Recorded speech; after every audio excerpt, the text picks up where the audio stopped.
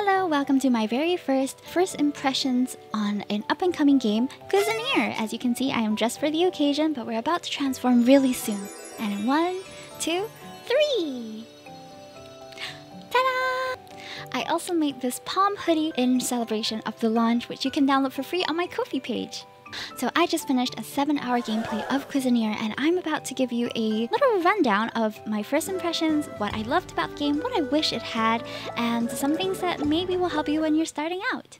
So to give you a quick introduction to Cuisineer, it is a roguelike dungeon-crawling food-focused restaurant manager, and that's a mouthful, but we're gonna break it down in just a little moment. You start and play as the character Palm, who I'm dressed up as today, and you're gonna see a lot of her during your gameplay because she's the only character that you get to control.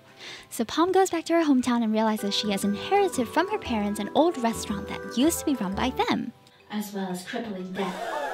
So your job now is to run the restaurant, earn money, pay off the debt, and also gather ingredients.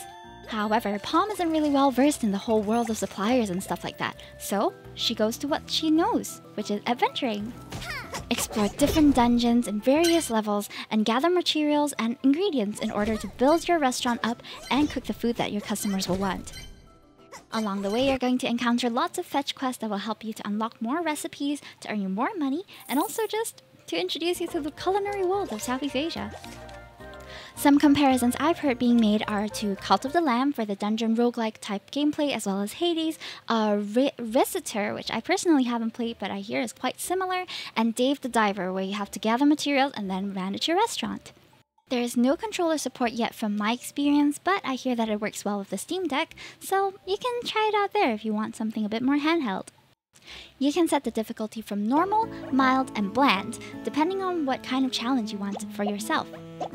As you can see in the gameplay footage that I'm putting in here, the character designs and graphics are amazing and very beautiful in my opinion. It really is very cutesy, and I personally really enjoy that. The sound design and music is also very immersive and rewarding. I didn't feel anything off while I was playing the game. There is, however, no voice acting, so feel free to add your own voices when you're streaming the game or when you're enjoying it. My community and I gathered a few starter tips for those of you who might want to get a head start in the game. 1. Always empty your bag before going into the dungeon, because once you come out, the day would have been gone and you would have missed an opportunity for progress. 2. Before you start your first restaurant day, be sure to buy some tables and chairs. Because I started my day with no tables and chairs and just one set, and we ended up not really making much that day.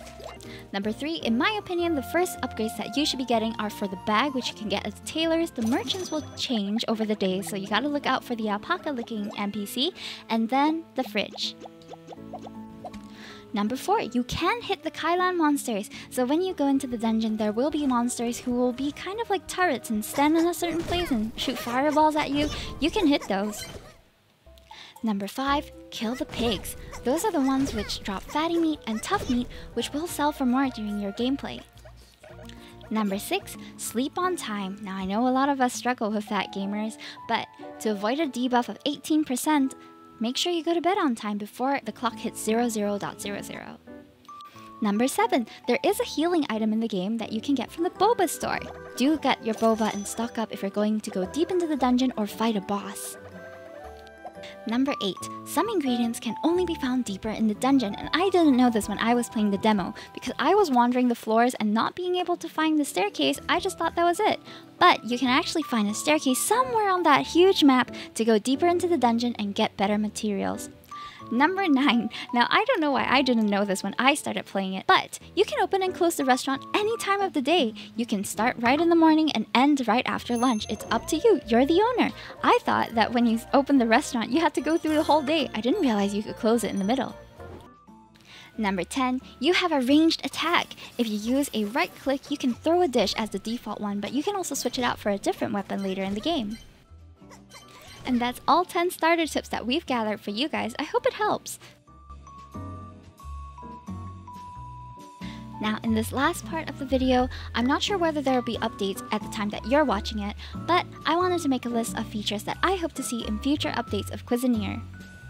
The first thing I would like is a manual save. So Cuisineer auto-saves your progress whenever you go to sleep and end a day. But I would like to pick off wherever I am in the game, like maybe I'm in the middle of a dungeon or maybe I'm in the middle of working some errands. I would like to manually save there instead. Number 2, I wish I could sleep my play hours accurately in game. I played about 6 to 7 hours earlier today, but in the game save, I'm only 0 to 7. I'm not sure what that means. Might be a bug though, they'll probably fix it down the line. Number 3, I really wish that there was a lockbox, and I don't know if this is something that you have to unlock later in the game, but I got really frustrated when there were ingredients that I wanted to preserve for quests, and they just kept using it because the customers would order things that required those ingredients, and it would auto-deduct from my inventory or in my box. So even if you put it in your backpack, they use it too. Next, I would like a different symbol so that I know when I can complete a quest that an NPC has given me. Any quest is ongoing, they just have a speech bubble with a ... in it, so sometimes even though you're carrying the ingredients, don't know who to deliver to, or maybe you just don't remember. Something I've also heard being said by other people who have tried the early access of the game is they would like a mini-map with NPCs so that you know exactly where everybody is. Maybe not for the minor NPCs, the people that you just see around town, but especially for the merchants, I would like to know when they're around. So a few more things food-wise. If you can't stop people from ordering things that will use up your ingredients, maybe I could set the menu before we open the restaurant. That way, the things that are ordered are limited so that you don't get all the preserved stuff that you want to keep used up. Secondly, I wish I could speed up the restauranting day. I don't know what's the term for it, but when the restaurant opens, things go pretty slow. And a full day in Cuisineer is about 10 minutes in real life, so it's a pretty long play if you're going to just work the whole day. Lastly, I wish we could do more with the cooked food. Too many times I've accidentally clicked on a food that I've cooked that wasn't meant to be picked up, and then I can't do anything with it. The NPCs also gift you certain ingredients and dishes during their birthday, which is an interesting practice, but I can't do anything with the cooked food. I can't bring it on quests, I can't serve it to people, it's kind of just in my bag as a keepsake for now.